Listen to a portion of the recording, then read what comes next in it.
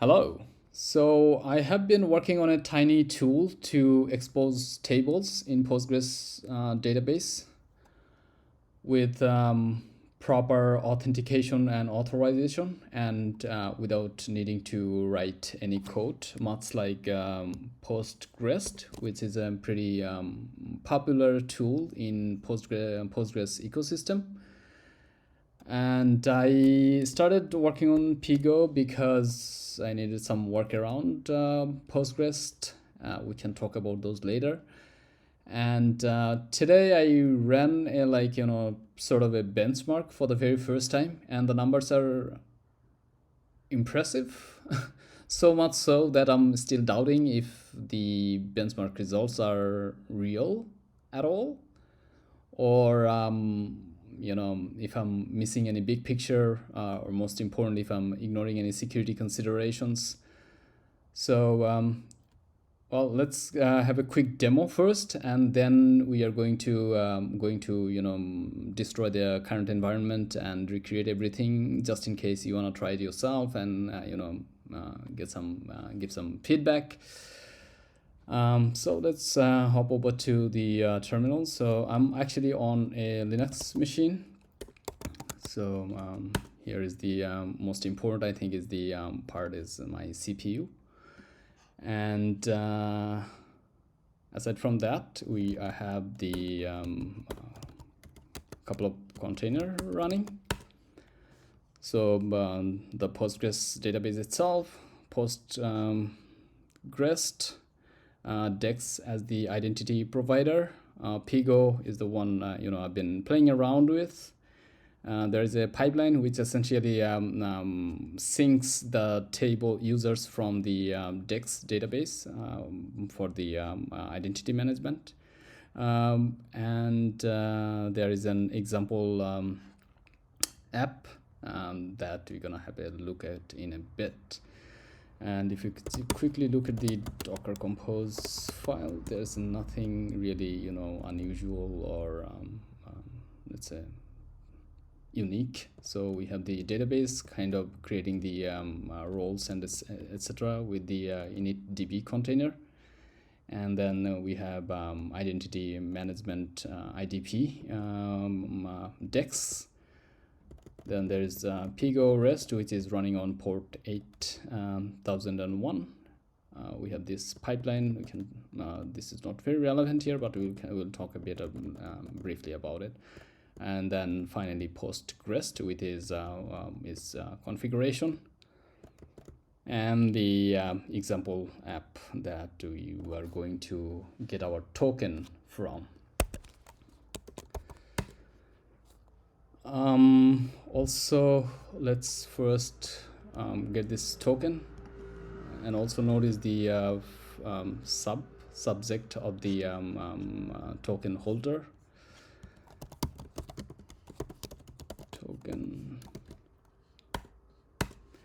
And I ran some command before, also have this thing base URL. So this is gonna make request to the Postgres API on port 3000. And if we do a curl on that request to get the a set of transaction. Let's actually see what's in the PSQL main. So transactions. So this is the table we are querying against, and we are filtering by the user ID and the transaction ID, this column and that one. And there are a couple of rows inserted in this table, I think 25 in total. And if you look closely, there is the user ID, this long string one, and the other one is the that one. So we are now supplying the, let's say, change the port to Pigo, which actually is compatible with how Postgres works. And you see we are selecting only the ID and user ID columns. If we run the curl command again, we should get the same response, but also change the token of a different user. We'll see and notice that this is a different like subject, and copy that token.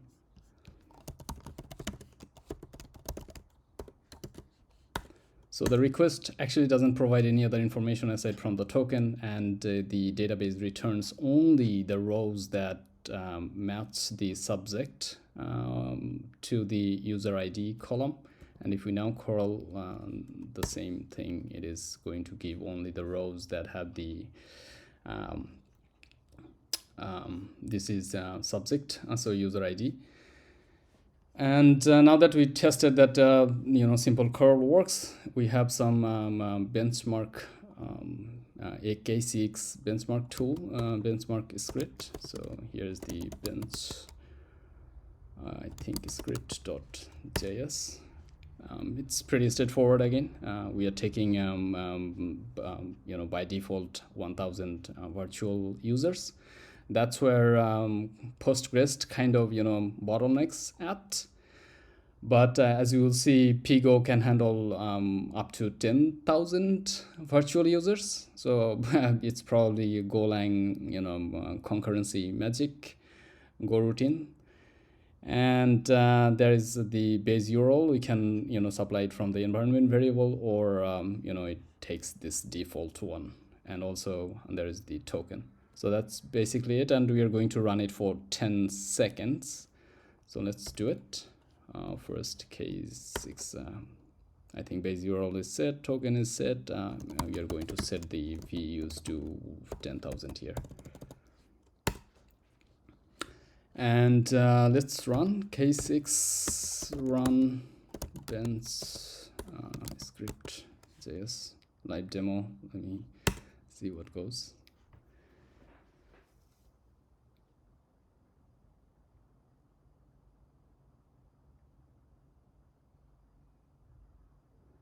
So that's, you see, 39K requests per second, and there are some other numbers. If you see the average, time it take, like 240 millisecond.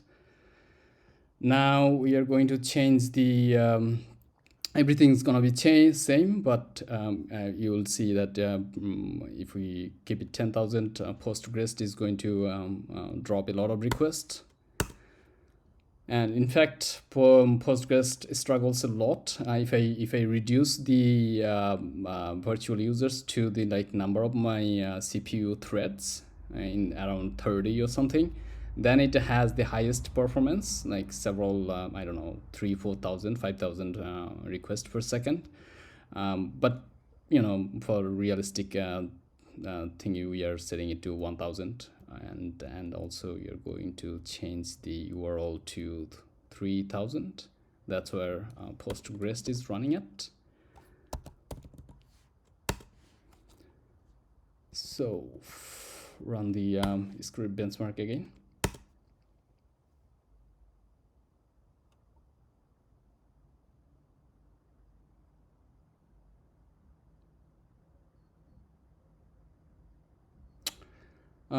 Now you get the 800 something excuse me, requests per second. But let's as I said, if we give it to I don't know, let's say 30 virtual users, then it makes quite a big jump.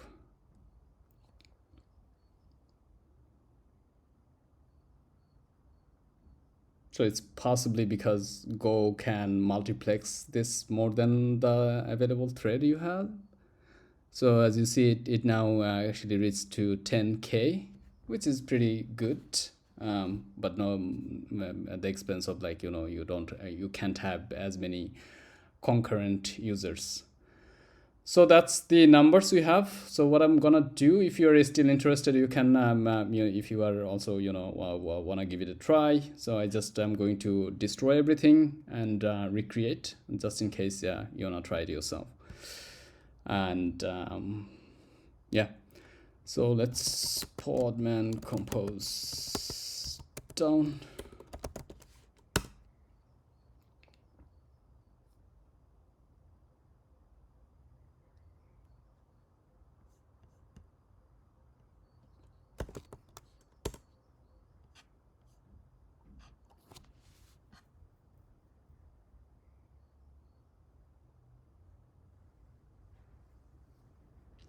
and then we're gonna podman af, just remove all the possibly any running container, also as well as the existing volumes. So that's gone. We are gonna we actually have a, I'm going to open it up here so I can copy paste this stuff. We might need it. So what I'm gonna do, podman compose upd. Before you run upd, there is we need to adjust some of the, like, IP addresses. For example, here you see it's hard coded to my my machine that's running on. I can actually copy it because we will need it right now.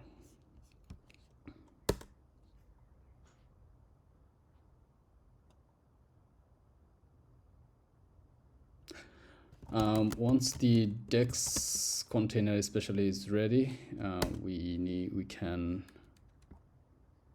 run this command, which will essentially get the ZW key sets. So dex ZW keys, just so ensure that the file is not empty or something.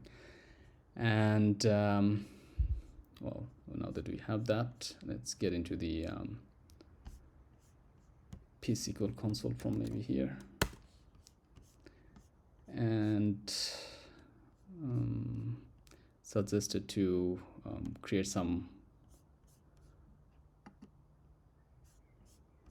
So creating a function to essentially fill in this field, subject field.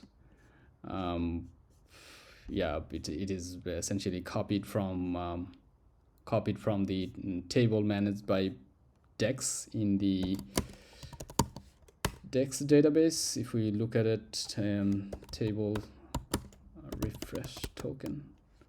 So this is the, we are taking some of the information that is managed essentially by dex into our application table, which we named main. Yeah, and this user information is copied to, sort of synced to a table called IAM users. Currently it should be empty, like our refresh token in the dex database. Now that we have the user identity stuff done, let's actually create the benchmark application table, let's say, for the benchmark. So this is we can talk about as it goes. There is also rollable security. So essentially this user ID must match the subject here. Otherwise the you won't be able to do stuff.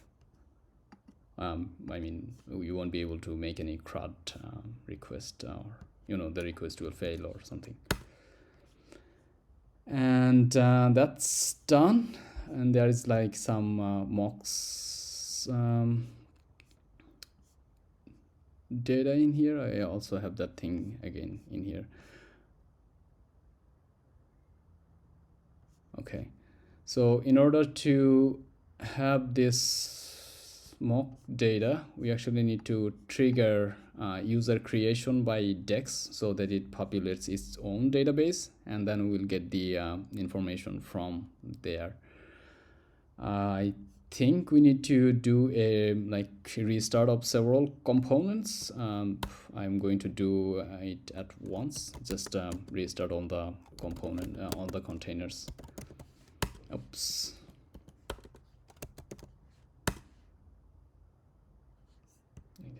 Quit it.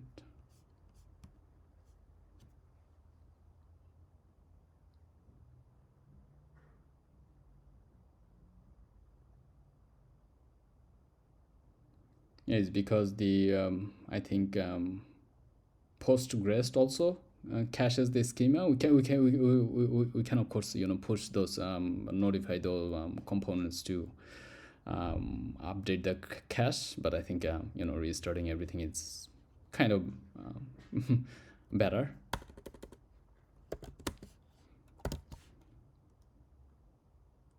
So once we have everything ready, let's restart all the containers and get back into pSQL just to main. And what we are going to do, we are going to trigger creation of, and just to ensure that there isn't much index database yet. So if we see refresh token, there shouldn't be any row yet. So what we're gonna do is just sort of a sign-in request. If I do example, it's not gonna request for any username, and I'll also do the same for another user with user ID and password. I think the password is saved. So if we do that, so now I hope the 2 rows here have been inserted. And also if we go to our main database there and look at the IAM users table, there are also same bit, essentially all the rows have been synced. Now that we have the user ID in the IAM users table, we can take the mocks. There is a reason we couldn't use it here at first, because this is referring to, if you look at the table definition, it is referring to our IAM users, and we of course needed the user first before we can insert transactions. And now if we look at table transactions, that's where we sort of started at. We have 25 rows, and I think we need to update the token. And if we do, I can maybe show with a incorrect token, let's say. We'll see what happens. We have this curl, and why isn't it coming back? Oops, here. You see incorrect or some invalid. This is gonna be same for the other one, Pigo as well, but just to ensure that we are where we should have been, where we kind of started in the initial demo. So if I do it, hopefully it will work. Same result. So thank you very much for your time. I think it was helpful. Or bye.